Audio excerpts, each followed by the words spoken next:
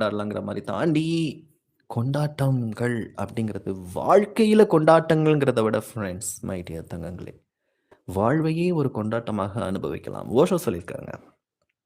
ஓஷோ என்ன சொல்லியிருக்காருன்னா, அம் ஒவ்வொருவரின் இருப்பையும் கொண்டாடுவோம். அவர்களின் இறப்பையும் கூட கொண்டாடுவோம். அப்படிங்கிற மாரி சொல்றாரு. ஸோ ஒவ்வொருவரின் இருப்பு அவங்க இருக்கும்போதே நம்ம எல்லாரும் நம்ம ஒண்ணா சிரிச்சு பேசி, அன்பா பேசி, எதுவும் தீமை நினைக்காம, நம்ம பழகி அவங்கள கொண்டாடுறோம். நம்ம ஒருத்தவங்க கொண்டாடிக்கிட்டோம் அப்படின்னா, நம்ம ஒருத்தவங்க இறக்கும்போது அழமாட்டோம். சந்தோஷமா தான் இருப்போம் கண்டிப்பா. அதுவும் கொண்டாடப்படும் அப்படிங்கிறாரு. ஸோ அந்த மாரி நாம வந்து கொண்டாட்டமாகவே வாழ்க்கையவே கொண்டாட்டம் வச்சோம். ஆனா ஒண்ணு, எவ்வளோதான் கொண்டாட்டமா இருந்தாலும் ஆழ் மனம் மட்டும் ஒரு ஆழ்கடலைப் போல அமைதியாக, சலனமற்ற அமைதியாக டிட்டாச்டாவே இருக்கலாம் நம்ம. ஸோ தட்ஸ் சேஃப்டி இல்லையா?